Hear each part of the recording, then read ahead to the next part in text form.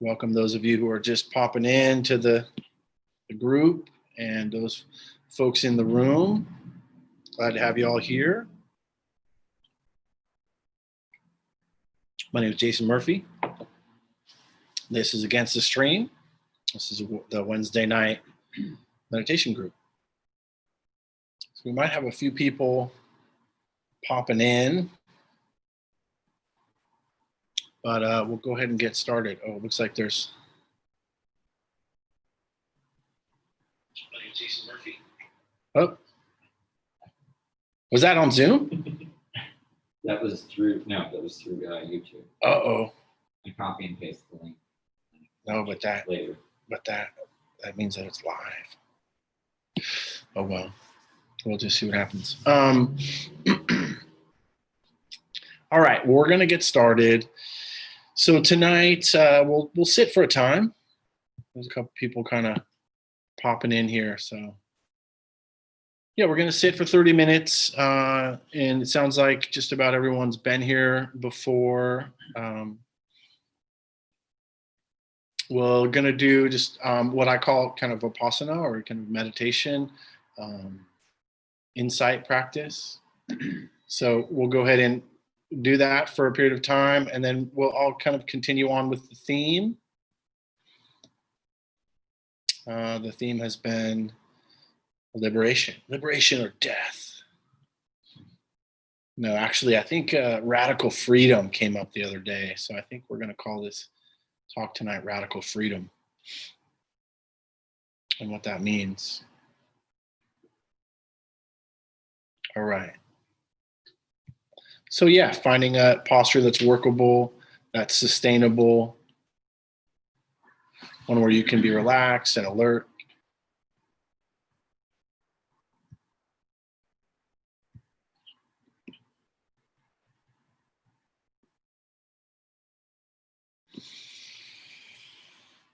Just kind of arrive here, if you're in your home, arriving to this space, this opportunity to show up.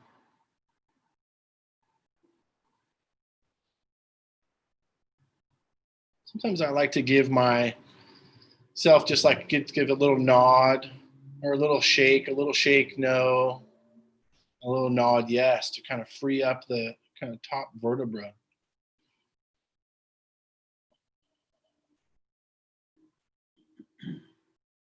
And seeing if you can adopt a posture where you can both be relaxed yet alert. And seeing if you can find, even to kind of challenge yourself to kind of find that center in your posture, like kind of lean forward a little bit, lean back a little bit. See if you can find right in the middle there.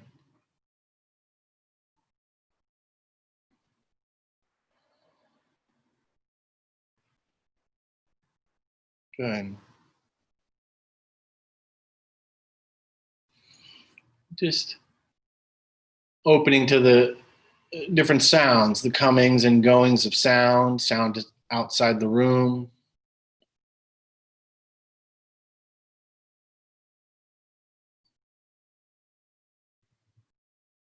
Sounds inside the room.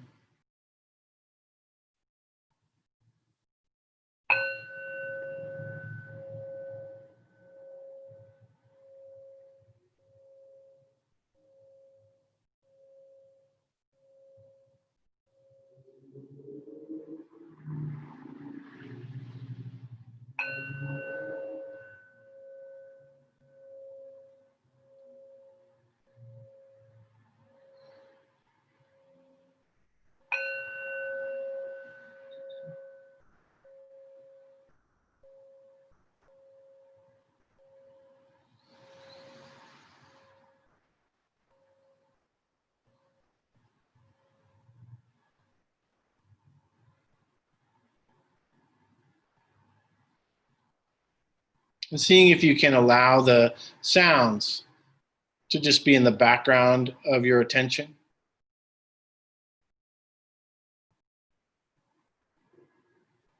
As we aim the attention a little more specifically on the breath or this experience of breathing. Wherever you can connect. Could be the tip of the nose or the nostrils. Could be the rise and fall of the chest or expansion and contraction. Could be the belly.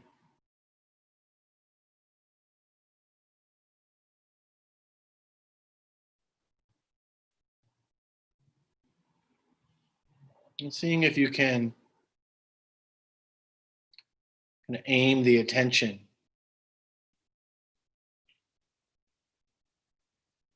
connect to this experience of breathing wherever you feel like is easiest, most noticeable.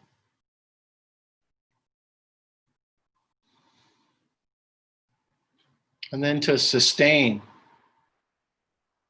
this attention for as long as possible.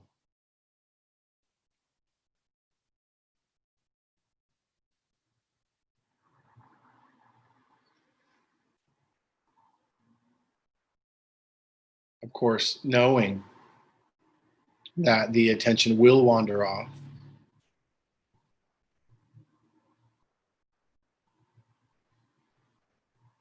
And that's okay.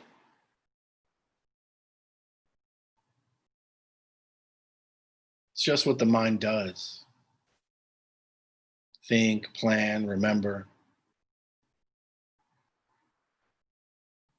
And as often as we can recognize when that attention has wandered off, just with that sense of friendliness or kindness with the mind, aiming the attention back again and again.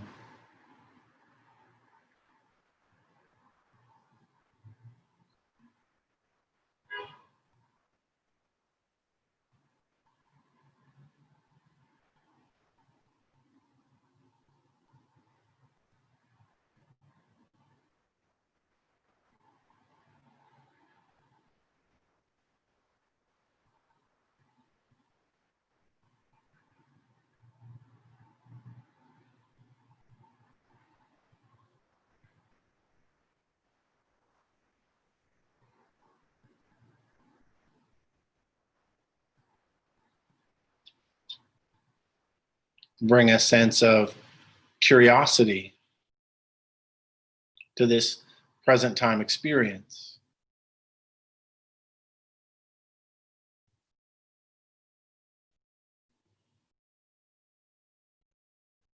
Some acceptance that the mind may wander off.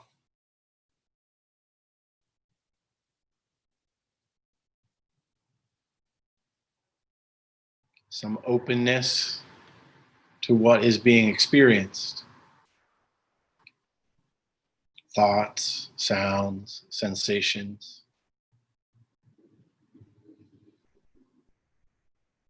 And then a sense of love or loving kindness, care.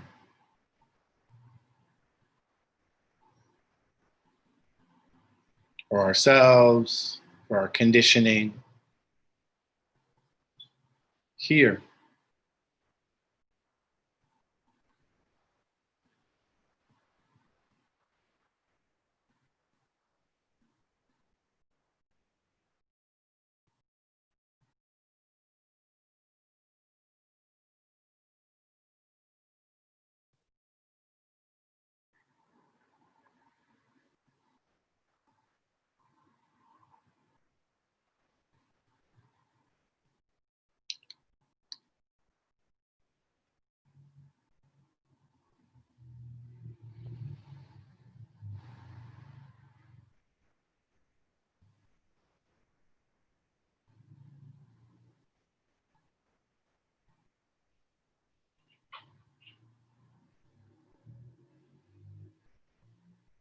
Breathing in.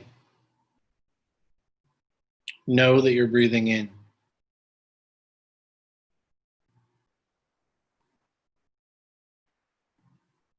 Breathing out. Know that you're breathing out.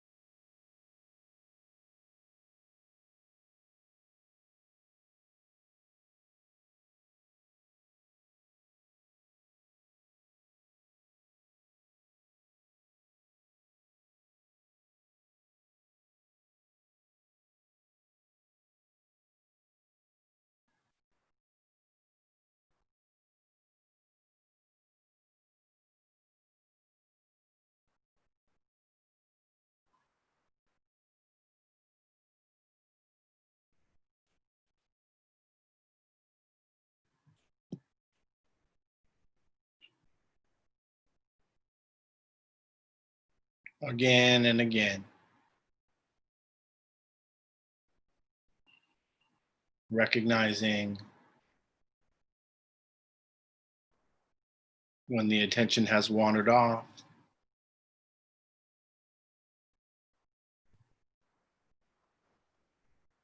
And with that sense of curiosity, opening to where the mind's gone or where the attention has gone. Was there a thought, a memory,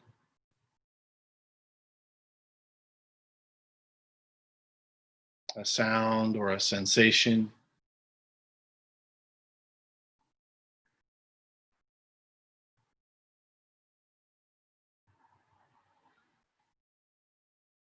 beginning to learn to observe or train ourselves to recognize the feeling tone, the sense of pleasant or unpleasant or neutral that may have accompanied the mind state or the mental formation.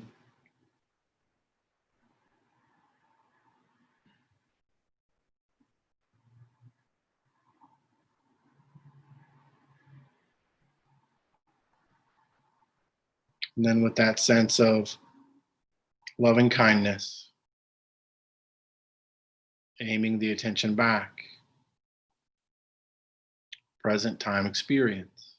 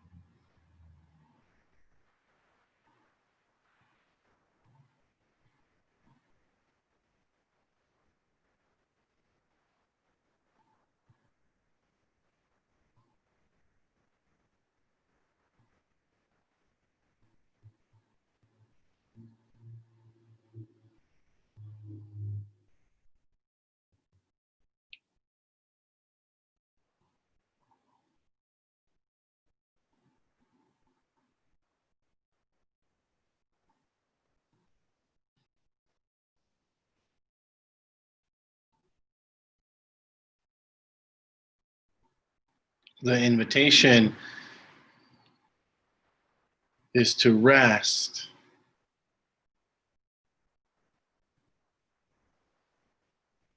in this breath and body while opening up to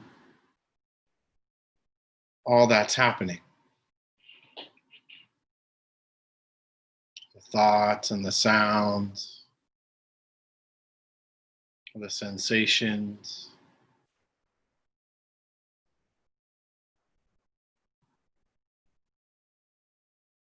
Can we see it all arising, staying for a time, passing away, while the awareness rests here?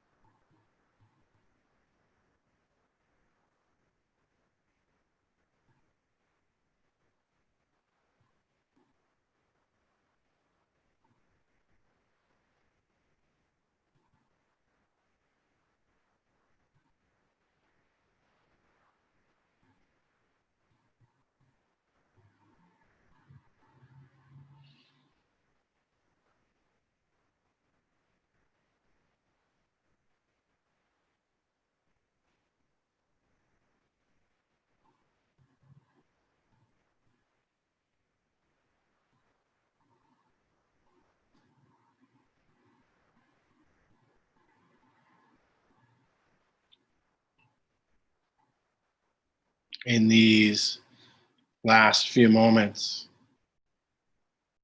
the invitation is to let go. Let go of grasping. Let go of trying. Let go of accomplishing anything. Just rest in this loving awareness. Open, receptive.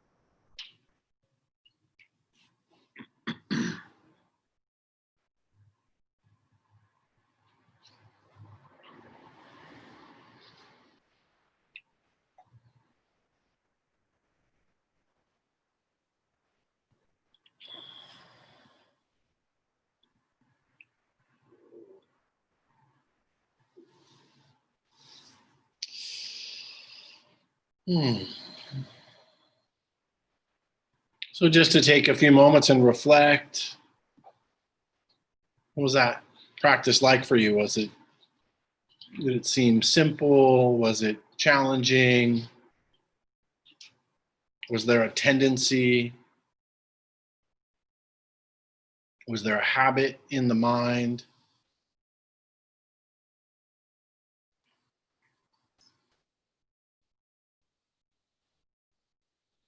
Was there some type of hindrance?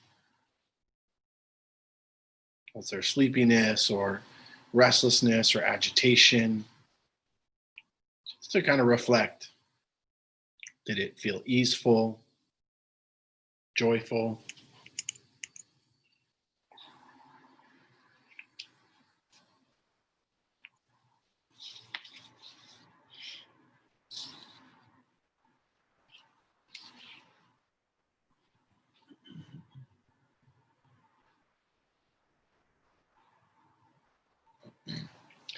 So I'll open up for some questions in a bit or reflections.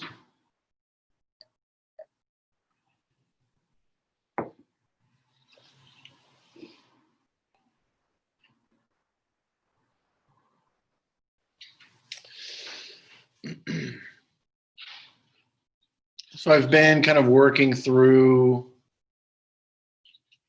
it started with the Buddhist story, and then hopefully relating it to our story and kind of talking about the arc of the journey,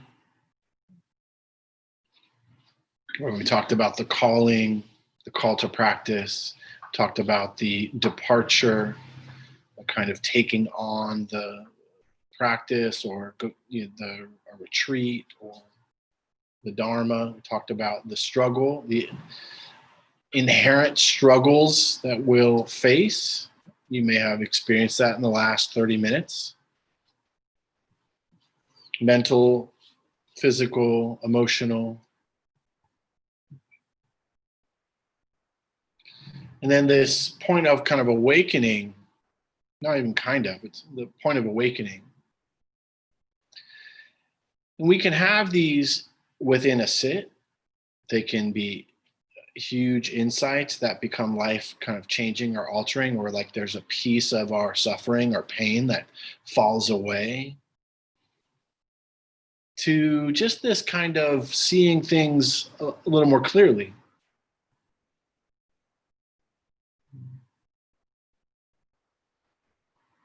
And then from the awakening to the return. And the return was really when the Buddha began to teach. And then he spent another 45 years traveling, teaching,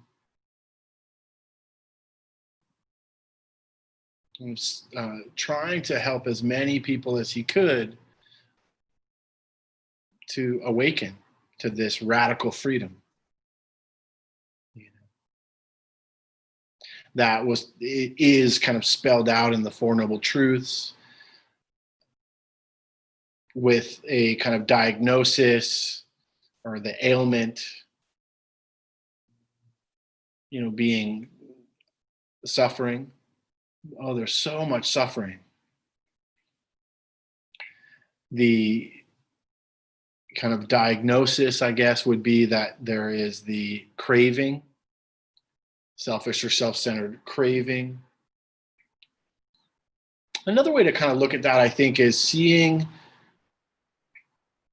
like, if we really think about what 20% of suffering is about, what's happening, what's actually happening in the world or happening within us, and then really like 80%. So there's kind of an 80-20, 80% of our suffering is caused by this kind of wishing it was different, pushing it away, our response or reaction to all the challenges that we face. The interesting thing there, and this is, I think, where the third noble truth talks about there can be a cessation to this suffering. I think this gets misunderstood in a lot of ways.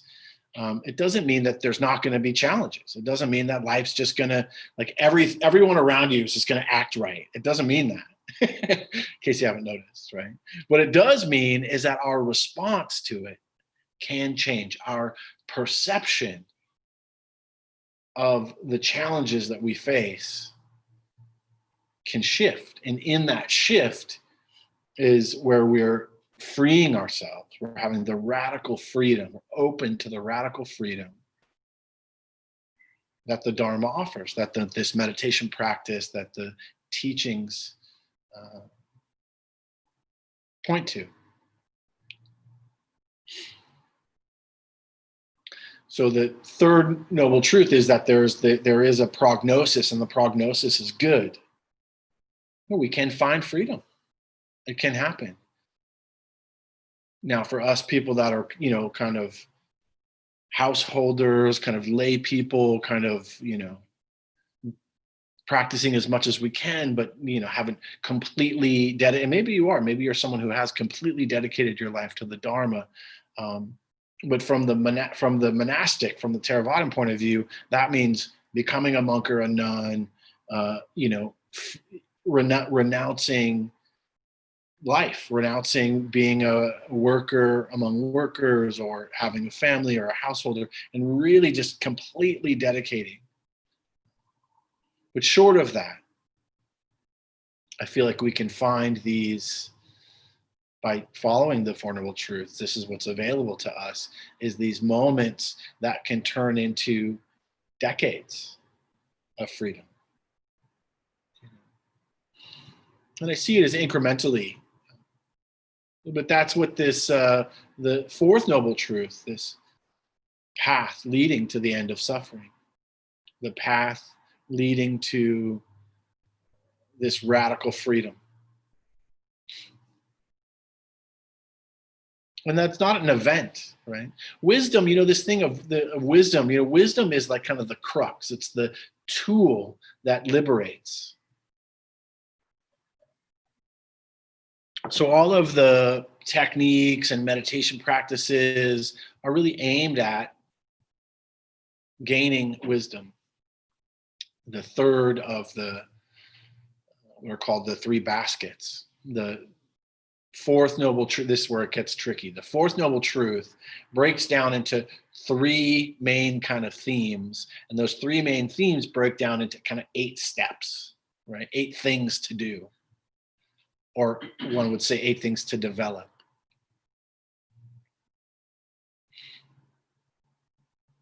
Wisdom being the kind of end result.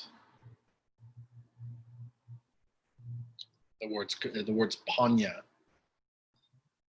But what I've found, and maybe you found this too, wisdom isn't static, just like everything else. It's not like, oh, you become wise and then you're wise. It's like the goalpost that's continually moving, or the yard line, or whatever. Not that I'm big into football, but we're kind of inching towards, and we can have insights, we can have awareness, we can have perception shifts, we can have moments of ease. And then there's going to be maybe more struggle and more awakening and more, more understanding. That, to me, I think wisdom is this kind of progressive. It's a progressive kind of benefit. It's not just we achieve it and then it's achieved. Which I'm kind of happy about, actually. Then I think it would be really pretty boring. I seek novelty. I don't know about you. I kind of like excitement in my life, And this kind of excitement of like what's next in my practice? What's next? What can I, find out? Or what becomes clear to me? I think this can inspire more and more deeper levels of practice. For me, started with going to a day long, and then going to first kind of learning to meditate a little bit on my own, and then going to a class, and then going to a day long, and then going to a retreat, and then going to a longer retreat, and then going to a longer retreat, and then, going to Asia and spending time traveling from monastery to monastery. And that's all that I did. And then, deciding to become a monk for a period of time, then realizing I didn't want to be a monk. And then leaving the monastery, and then coming back and sustaining and going on longer retreats. And each time just like building and growing and having more and more, there's no end. So I think of, wisdom, and even really the Eightfold Path. It's not linear, it's circular. It would be a way to think about it. Some people talk about it as spiraling in, spiraling down, becoming more and more concise, more and more precise, And But I like to see it as a circle where we kind of start with, wise understanding, enough wise understanding to start practice, to see this first noble truth. I talked about the, last week I talked about the noble truths as insights and skills to gain. And so I'll just kind of go through them again. So to be the first kind of skill or insight is to be honest about the difficulties of our life. This kind of, and we've all done this, and we continue perhaps to be like, oh yeah, there is suffering here. I'm experiencing it. Versus, I think I remember when I first became aware of suffering, like as a noble truth. And it was like really liberating just in that moment of like, oh, I could describe, oh yeah, that's what it is. This grasping, this aversion, this addiction, this, mental anguish, this depression, this anxiety. In the mental health world, we call it lots of different things. But if we really boil it down, it's suffering, dukkha.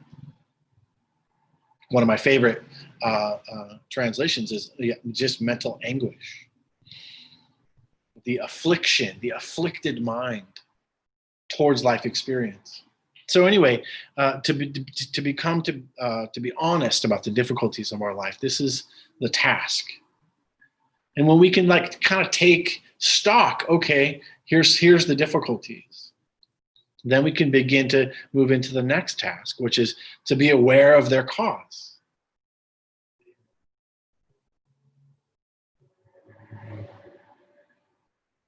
Which ultimately is clinging or craving, self-centered craving. Me, I, me, mine.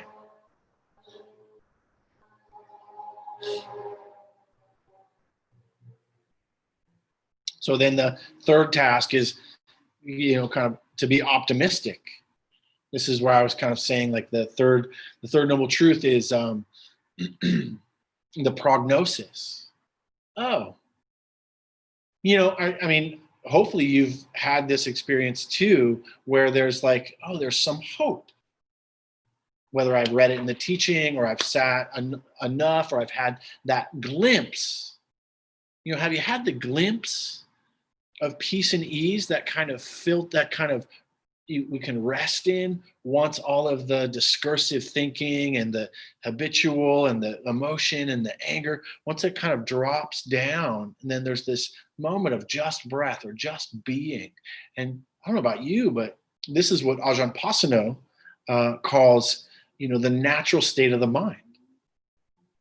The natural resting place of the mind is peace and ease. And I can almost remember, I mean, it was actually pretty early on, the first glimpse of that. I think it was like my first 5-day meditation retreat, like a young adult retreat. And it was like all this just kind of fell away. I think it probably happened on the 4th or 5th day.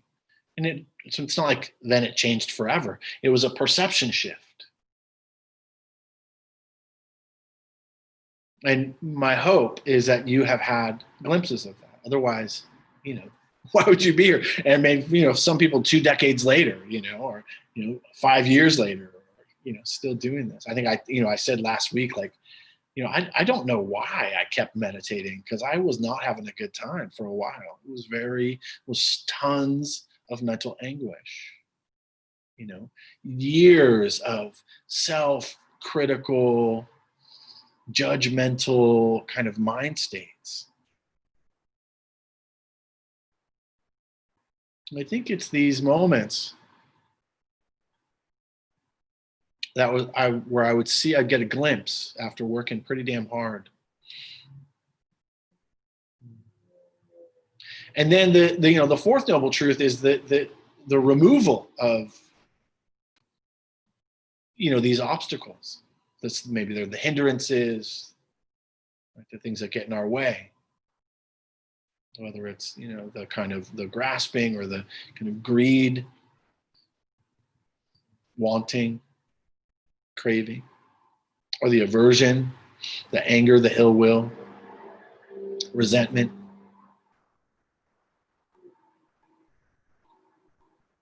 Maybe it's, for some people, like I think of the hindrance of what it's called sloth and torpor, or sluggishness of mind, sleepiness. I really equate to that like depression, which I've been struggling with myself. Bouts of depression.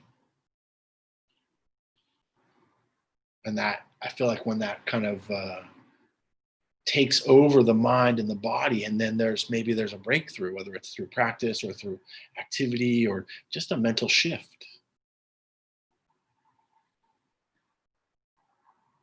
The opposite, restlessness, agitation, which I equate to what we call anxiety. This kind of future thought, this worry, this what if. What if this never changes?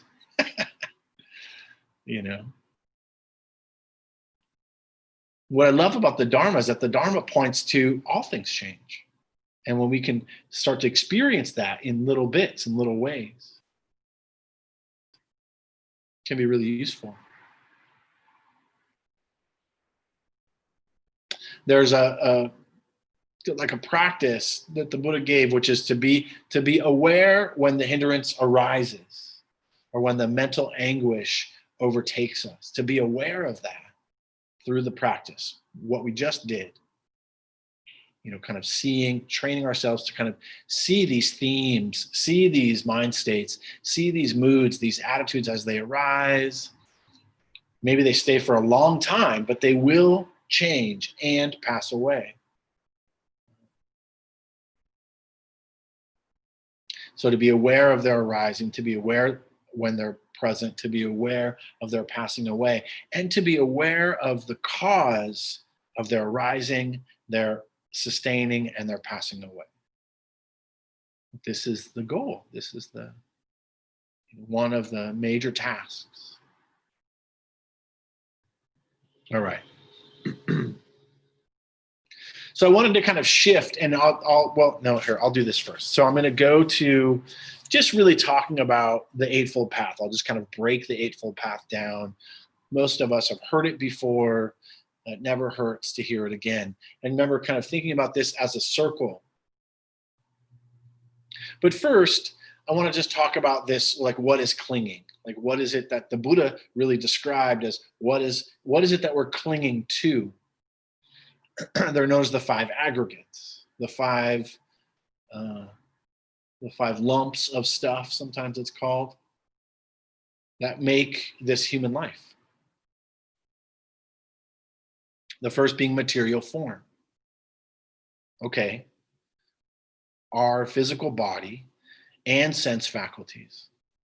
So what we call, the physical form, the body, and then the mind, the brain, the mind. The mind, we kind of break the mind. I'll break the mind down a little bit differently because in Buddhism, it's broken down in a particular way. But basically all physical form, all matter, and our relationship to it. So the body, the sense faculties, all material objects in the external world. This is what's called material form, which we cling to, right? Maybe there's an attitude of, if I have A, B, or C, then I'll be happy, then I'll be content. If I didn't have, then I'll be happy. Then I'd be content. Then my life would be like okay or perfect, right?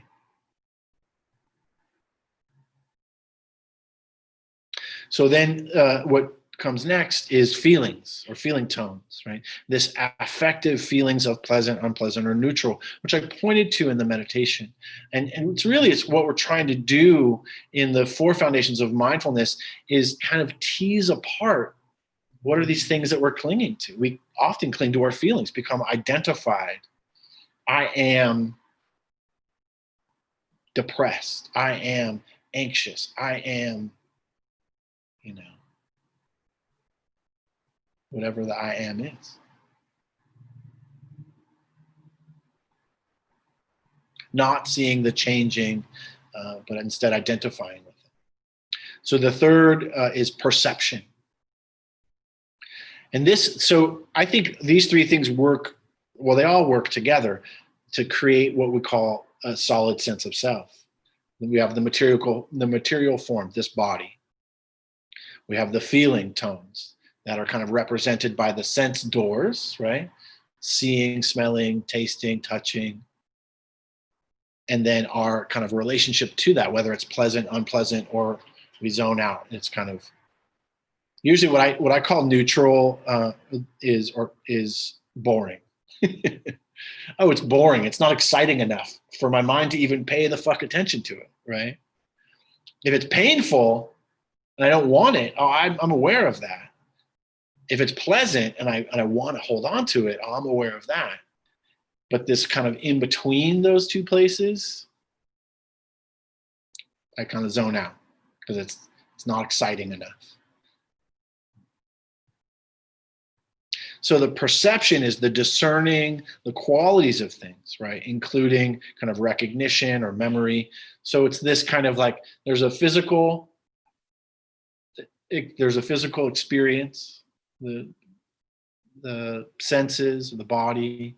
Then there's a feeling tone, which is kind of we miss it most of the time, only if you're really involved in this kind of seeing practice, gaining in sensitivity. But we often catch the perception, which is the attitude, right? That's the perception that comes based on past experience usually. So then the fourth is what we call mental formation. So then the stories that get created based on our perception of things.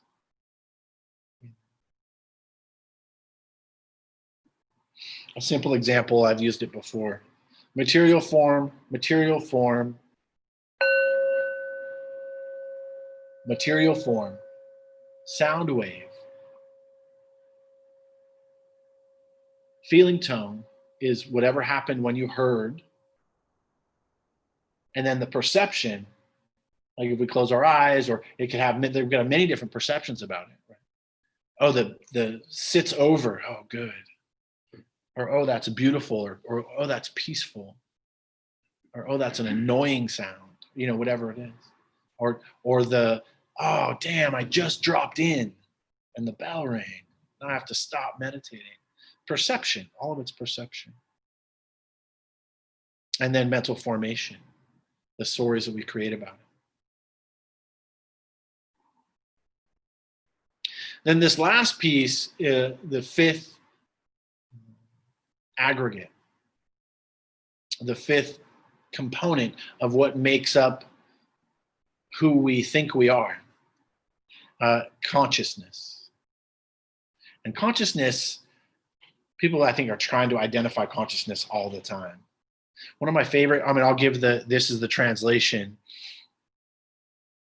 from, I think this is Tom Jeff.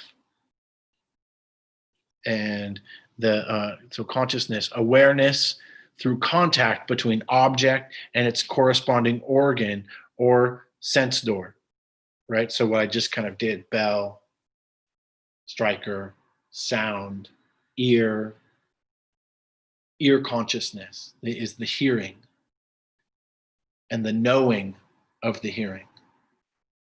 So another way to kind of call it could be consciousness is the knowing of the experience. And really that's it.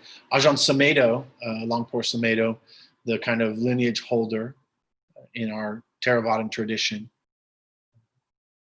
said one time I listened to listening to a talk that he gave. And he said, consciousness is the reality of here and now.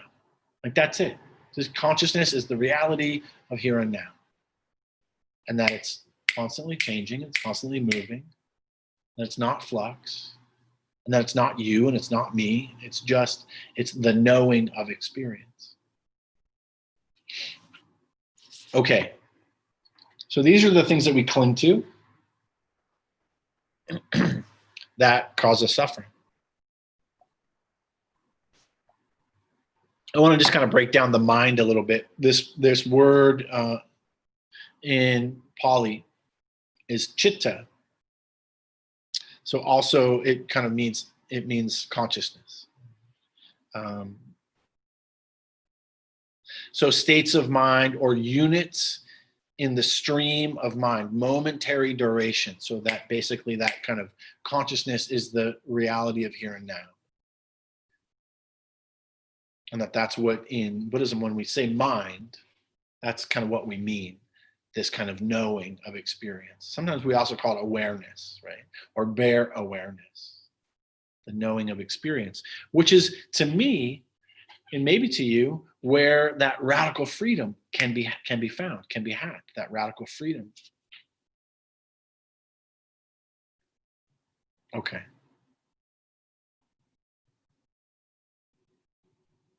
So these are the 5 things that we cling to. And the utilizing of the Eightfold Path and this Vipassana or insight practice, mindfulness practice, helps us to kind of just seek more and more clearly, understand more and more about that process. All right, so moving into the 3 baskets, or what we call the Eightfold Path, which is the things that we're going to develop. So the first is called the morality group, or sila, and morality, or I think about ethical integrity is the way I really look at it. We have right speech, we have absence from falsehood, slander, harsh speech, useless words.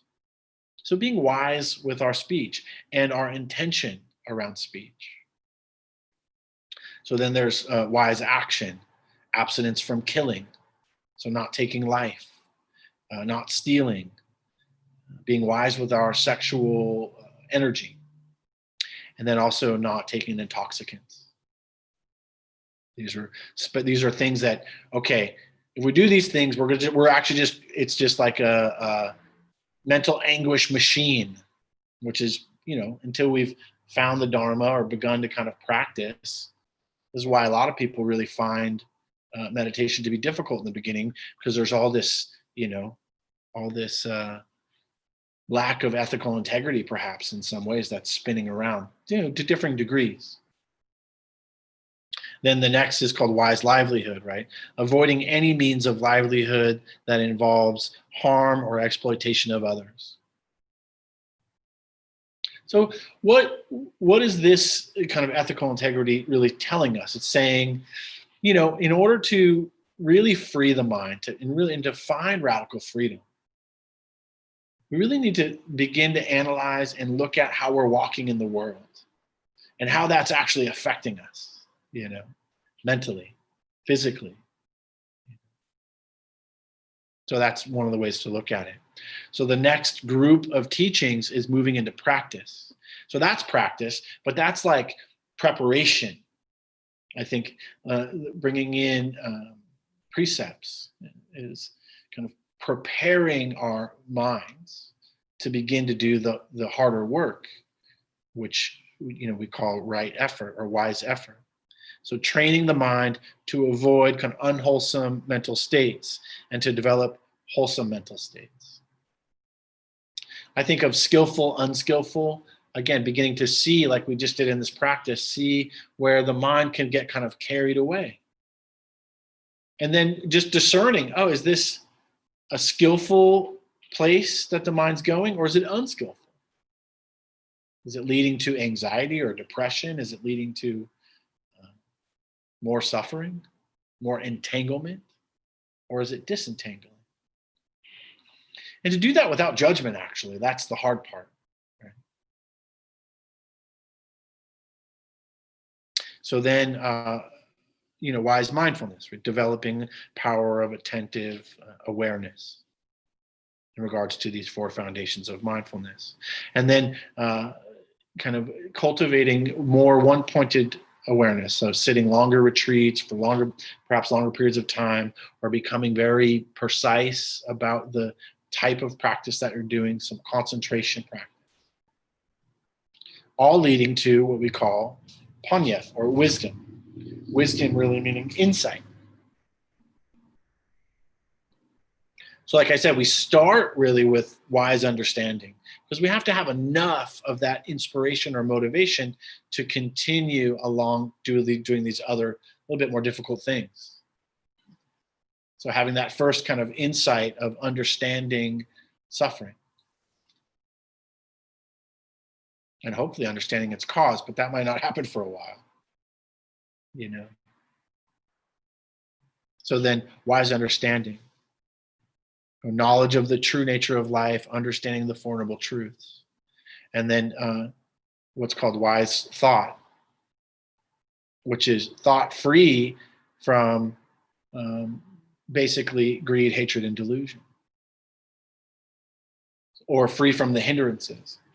This is when this kind of levels of radical freedom start to develop.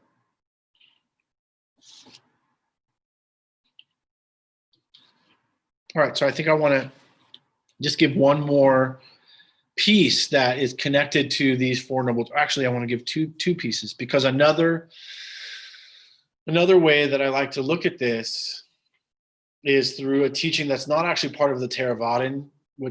For most people it doesn't matter, but it's more part of the Mahayana, which is known as the Paramis, or the 10 perfections. Now, I have a little bit of a problem with the word perfection. But the idea here is when we become fully liberated, we have perfected the Eightfold Path, all of the aspects of the Eightfold Path. We've come to a full understanding. The hindrances are eradicated. And so in the Mahayana tradition, which is like Zen, Chan, some of the different Korean or Chinese styles and Japanese styles of meditation, they're called the 10 perfections. And I like the 10 perfections because they give us some real, you've heard them before, they're involved in the Eightfold Path, but these are basically like the tasks or the things that we're going to focus on. The first, giving, and these ones are they are in order. Actually, they're in order for a reason. So the first thing we work on is generosity. Then what's called virtue or ethical integrity. Then renunciation, which we talked about last time, and continually talking about this kind of, can I learn to have freedom from the things that I'm attached to? Which then leads into wisdom, some insight, leading to energy. So when we have some, and perhaps you've experienced this, we have some level of insight. And what does that do? That tends to inspire, give energy. People show up more, they're coming to more classes, they're sitting for longer periods of time. Oh, I had some peace and ease. I had a moment, that glimpse of, a glimpse of nibbana, a glimpse of freedom from suffering. So leading to energy, more inspiration, which then leads to what is talked about as patience. Patience isn't talked about a lot in Theravadan Buddhism or in the Eightfold Path, but it's very useful to develop. Okay? And this is the long game. It's not the quick fix to enlightenment, the fast path.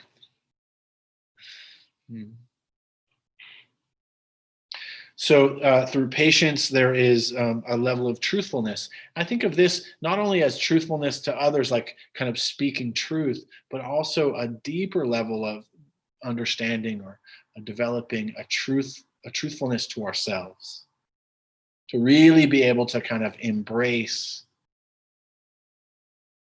how we cause our own suffering. Perhaps how we have been living. I'm going a little bit off book and switching into my psychology mind, how we've been, kind of living out of limited beliefs that perhaps were instilled or we learned in childhood, and how they've really kind of formed some kind of negative cognitions, right? These patterns, these mental habits is what I call them. What we talk about. This practice is hopefully disentangling us from, which then hopefully leads to determination.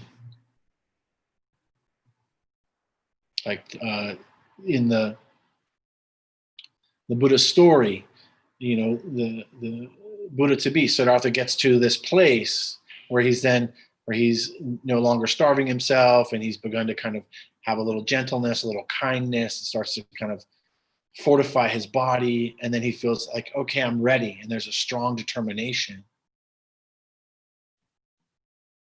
And this is like, for me, this has been like staying in the meditation practice, even though I wanted to get up and run out of the room until the bell rings, you know, that strong determination, or sitting every day, even when I don't want to, even if it's 10 minutes or 15 minutes, you know, making a strong determination to awaken. And then through the, you know, this progression, through the determination too, there's, I think, more compassion, more loving kindness, right? Noah often talks about how, you know, really the end result of the wisdom that we're talking about, it's not about gaining more and more wisdom. It's about actually resting in a loving kindness, some compassion for the things as they're arising. And then the last is what's called equanimity. This balance, this kind of acceptance of the way things are. So we're no longer having to fight everything that comes our way. Yeah.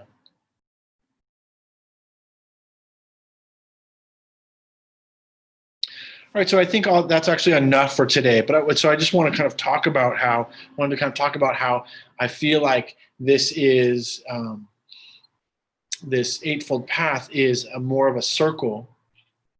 So the classic way it's described is like a rope, like twine, and how there's all of these little tendrils of twine that's wrapped together to make it strong, right? Like when we look at rope isn't just like a single thing. It's a bunch of strands that are kind of wrapped and twisted together to create strength, they can bear more weight. What I think is useful about that description is just developing mindfulness alone is one strand, and it can be weak. And this is where I think a lot of people talk about like the mindfulness movement, the MIC mindfulness movement, the like, you know, there's all these apps and there's all these, you know, great ways to lead us to hopefully more depth. Useful to a degree, but still it's fragile. So how they're feeding on themselves, you know, as we develop through, you know, ethical integrity and concentration and increased mindfulness.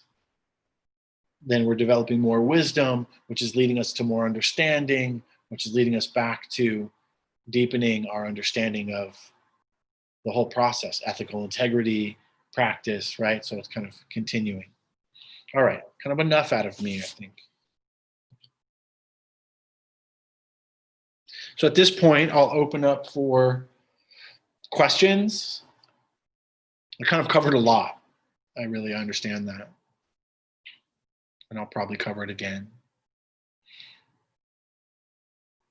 But I'm open for questions at this point.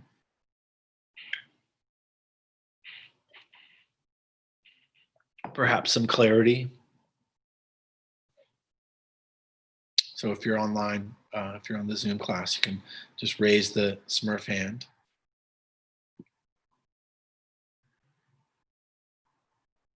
Or if you're in the room, you're not passed out. It got hot in here, huh? Yeah. to turn on the air conditioning for sure next time.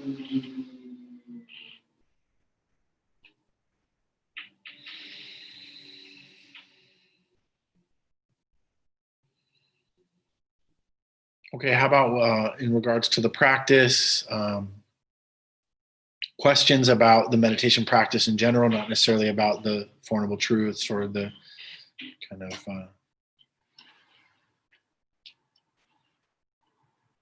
the tasks or the insights or suffering, just any questions about the practice itself.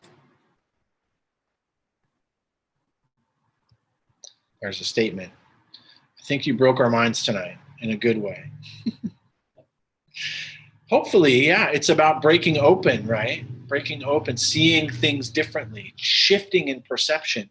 I feel like one of the biggest things that can happen, and I don't know about you guys, but this is why I loved hallucinogens, is I would shift, my perception would shift, and then unfortunately that would change, and then I would become a dope fiend, right? Chasing that perception shift that wouldn't last. Where I find that this meditation practice, it helps to facilitate that shift, but the insights are they more attainable and they stay. Yeah. Well, were you raising your hand or no? No. Oh, okay. All right. Mine's broke. Mike, what do you got for us? Thanks, Jason. It's not a question, it's just a commentary. Like during the meditation, like I found a lot of benefit when you would just let go and stop becoming stop trying to accomplish anything. Just in this meditation, I kind of let go, and I don't know, but even in meditation, I've been doing things that just come to mind too that aren't on the fight plan. Like, the Dalai Lama, I remember there's a chant like Om Mani Padme Hum that he had, I think it was about, having faith in the Dharma to transform all our default settings that are bad and pure, and work towards being more skillful in doing, becoming having insights with the Dharma and doing the Eightfold Path, which I'm grateful isn't linear. It's like we do certain things in it, towards it, cumulative as we go and learn more. And like you said, what's next? I'm right there with you. That's where my mind is. I'm not going to mince words. I'm fired the fuck up. I really am engaged and excited by the Dharma, and I say this a lot. I don't see a ceiling or a plateau on it. I feel like it's always offering more, and I think tonight too, when you would said something, you were struggling with depression and stuff. I don't know. I just felt like it was important for me to let me know that I'm grateful for you for being a guide, and all the teachers in Against the Stream, whether it's Noah, Ward, Rachel, all the instructors, because I really believe I'm grateful to you because you've led me more and more towards the Dharma. You know what I mean? It's important for you to hear that from us. I think sometimes, I know we're all Indians and you're a guide and a teacher, but I'm grateful to you for guiding us towards the path and teaching us more. So that's all I wanted to say. Yeah, man. Thank you. Thanks for that. And you're on fire with the Dharma, man, and good for you. There's I'm not sure if it's a question or a statement. I'll just kind of read it and we'll go from there.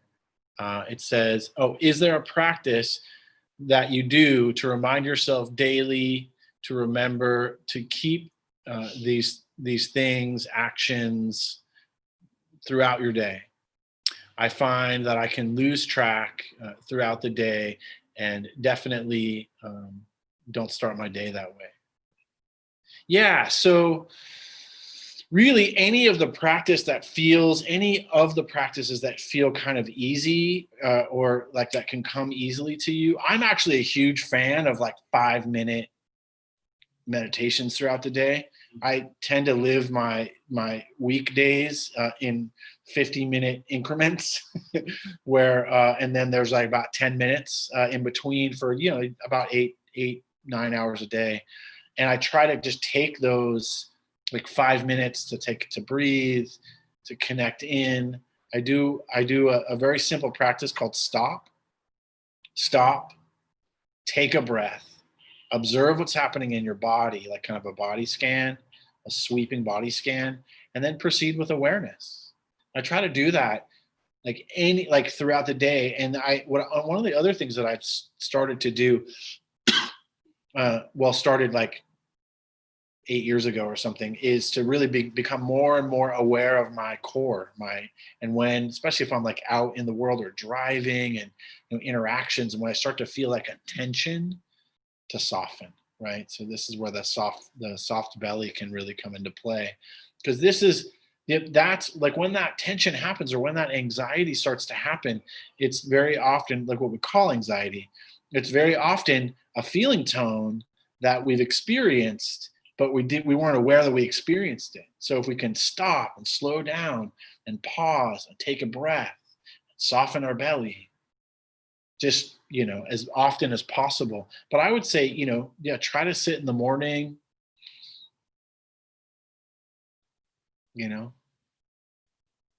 start your day, finding a repeated phrase that you can just kind of call on, have in the back of your mind, may I live with ease. One of mine that I have it kind of up on my wall by my desk, it says, may I live blamelessly and at ease. And I read that every day, and I say that to myself all the time. May I live blamelessly and at ease. In other words, may I walk through the world without causing harm to myself or others. It's a piece from the Metta Sutta. So may none of us do any actions where the wise would later reprove, right? Or, get down on us for. Or like what would the Buddha do? What would the Buddha do? Yeah. So anyway, thanks for that. Hopefully that's helpful, John. We are just about out of time. So we'll just take another moment or two just to kind of bring in the sit, take a breath, reflect. Bringing in all of the goodness of your practice, of our time together. Bringing in all of the goodness of our practice.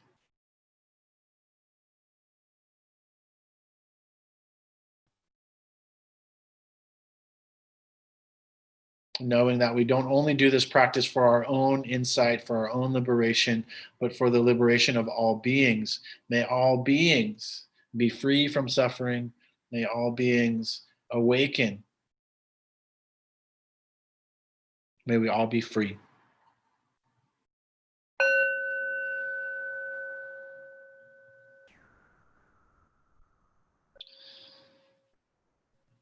All right. Please know that you can donate to Against the Stream.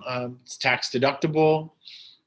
AgainstTheStream.com/donation/donation. And also on Venmo, Against the Stream or Against the Stream Meditation. So feel free. We could always use the help. And check us out. Also, there's some new merch. We got some new bandanas in. Here's one of them. This one is a refuge bandana, but there is an Against the Stream ATS bandana as well. So new swag, some shirts and hats and books and things if you want them. more things to be non-attached to. All right. Thank you very much. You guys take good care.